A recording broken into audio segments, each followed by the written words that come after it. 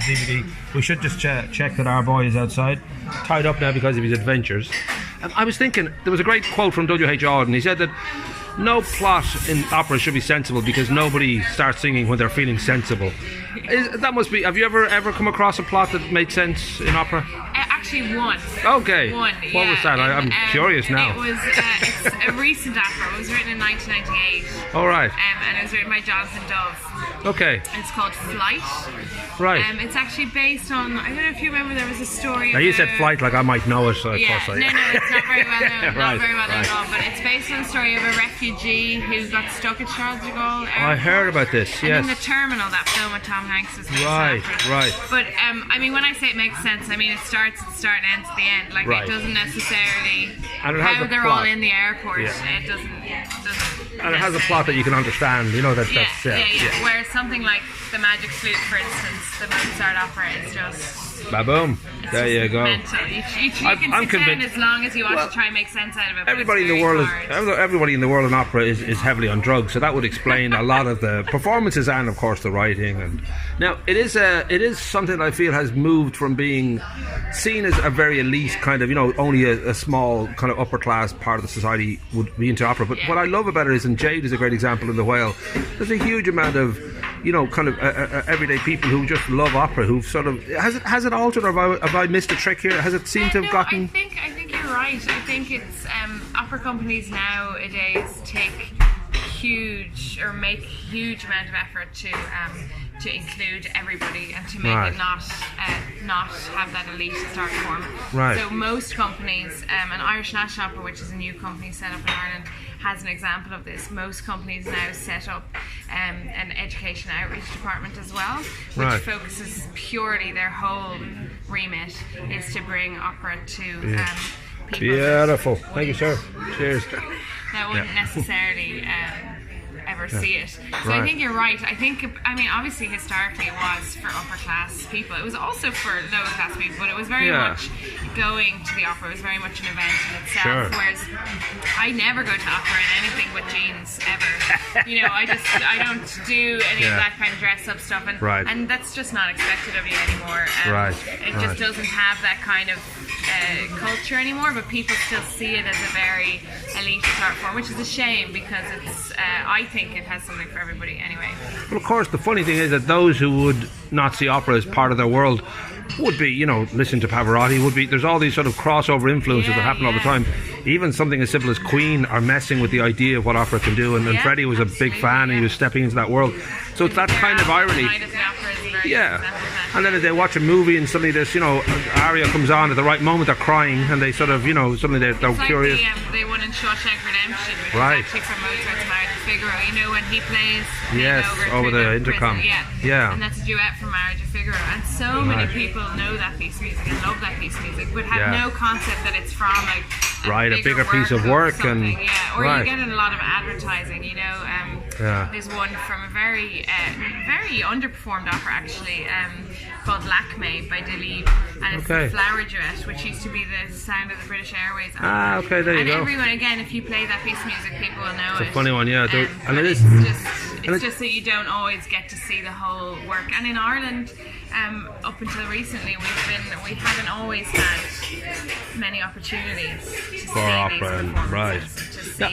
I suppose the flip side of the reaching out and making it more kind of accessible to everybody, there's always that, you know, purist argument. And I know that Ronnie Drew always laughed about in the folk world that, you know, they just, unless it was sung with a certain lisp in your tongue and it had fadas all over it, it wasn't the real deal. And there is that sort of debate that always goes on in art. When something is made more accessible, the purists feel, well, we're diluting our impact. I think the really important thing is that most people I would know in that kind of arena care about is that the quality is still the same. Right. So making it accessible can be just allowing people to see it, for one, because a lot of people don't actually take that first step.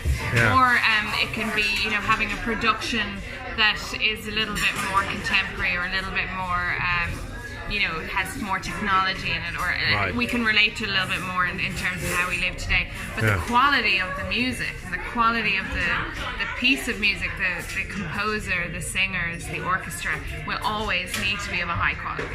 because that's when you fall into that trap of trying to dilute art to make people like it more, which isn't the same as giving them the opportunity to see high quality stuff and knowing that it's high quality, because everybody knows what's good and what's bad innately.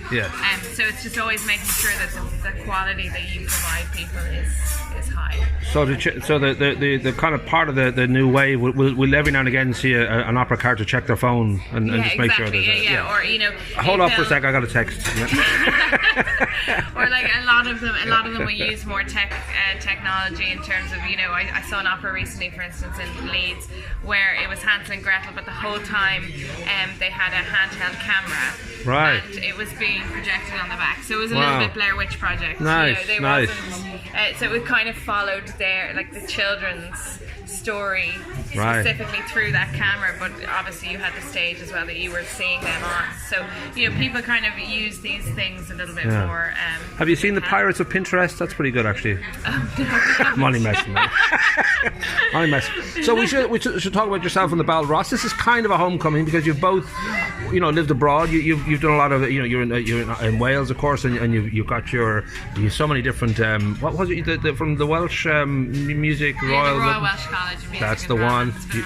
There you go. But you've gotten, and then you also did Trinity, and there's a third one. I should have these at the top of my head. My original degree was in the Royal Irish Academy of Music. That was in Weston Road. That was before I moved.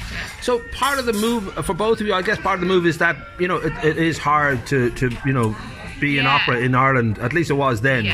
More so. At the time when I left, so I left in 2011, and we just didn't have the same training facilities really. The colleges now are getting a lot better and they have more masters and stuff, but I went specifically and did a master's in opera, as did Ross actually. So we both he went to London, I went to Cardiff, but it's just because there's, you know, there are about 4 or 5 national opera companies in Ireland, and we have one now, Irish National Opera, but that's only been set up in the last year. Before that we kind of flittered between project funding opera, and the Arts Council were funding people on project basis for a long time there, not doing kind of 5-year plan and stuff like that, because we did have Opera Ireland in Ireland, but that folded in around 2012. So since that big gap that I haven't actually been here, there's been other great companies, but they've been doing kind of project stuff. So a large amount of singers who train in Ireland at a degree level will go somewhere, whether it's the UK or to Europe. Germany's very popular, or Switzerland. So for both yourself and Ross, was it? Oh, you deported? How come you? Or you just homesick, or was it that thankfully some work was here? I don't know how they. Yeah, a little bit of both. We weren't deported. Good, okay. No, we weren't deported. So Brexit was a positive in my move home. For me, my partner actually got a new job here. Okay. So I've always wanted to come back. I didn't think it would ever happen, but that helped. And for Ross, he started getting more work here as well. So great. He's moved back, and he teaches now in town. He teaches music theatre actually. So he does a lot of both. Opera and musical theatre. So we should check, and I'm going to check the date now so I get it right. Saturday the 13th of April. That's it, in the Whale. What should people expect? I don't know whether it's a case of it'll be a nice sort of cross section of you know, kind of major works, or I don't know if you. So there'll be an opera, there'll be music theatre, definitely some Gershwin in there, Mozart, you know, some Verdi. So a little bit across the whole spectrum. There'll be obviously Ross by himself, myself by myself. We'll also collaborate on things. Nice. So yeah. Would it be fair to say the world, because there are modern composers, is it a world that is, I don't know whether you sort of say it goes through phases of creativity and fades a little bit, or whether because of its longevity to begin with, it's kind of untouchable. It's always there. It's always part of people's lives. Yeah, I mean, I suppose that goes back to the purists as well. Some people will have a preference on what opera they go to, and some very strong opera lovers who have been all their life will have a particular penchant for Puccini or Verdi, or you know, the big like Bohèmes or Traviatas, and then some will, you know, love the Mozart operas and stuff. But there's a huge amount of new work being produced at the moment, and actually we're lucky enough in Ireland that we have some very, very good composers, some Irish composers, and they are producing new work, and companies are putting it on. So you do, you know, you'll see it in Wexford Festival sometimes. that certainly there's a composer in Ireland, Andrew Sinnott, he's got an opera in their part of their program. So you do get a lot of new opera, but it's kind of what you're into really as a music goer. Some people absolutely just find the dissonances of new music and to be too hard to get on board with. I quite like it actually, but well, the thrill of the new, like the unknown, is a wonderful thing in all art forms. Well, and of course it's a gamble. You don't know where it's going to take you and if it's going to work. But that's part of the appeal. And the beauty of modern opera is that you can deal with modern issues. Like for instance, I know we're putting on a thing called This Hostile Life this season, and that's an opera about being in direct provision in Ireland. So like that's a very current topic that people talk about a lot. And so, you know, with any art form, people will always develop things around what current issues are, and you'll see that in Mozart opera, you know, that what the jokes are, the comedy is based on the society of that day, you know, and what was funny to them.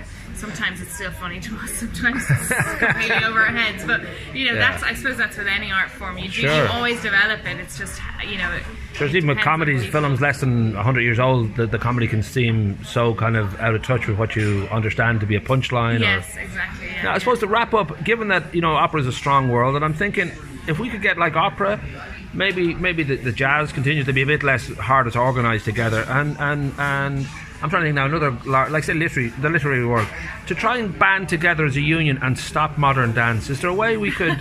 I don't know if it works that way. If you can kind of force. You're not a fan of modern dance. Is there a way we can block it? Like we can just do some sort of blackballing thing where they can do it at home and that's fine, and maybe in a speakeasy, but not in public. I just think it's not right. No, I think we'll talk about it afterwards. I think we can organise that. Coolly buddy.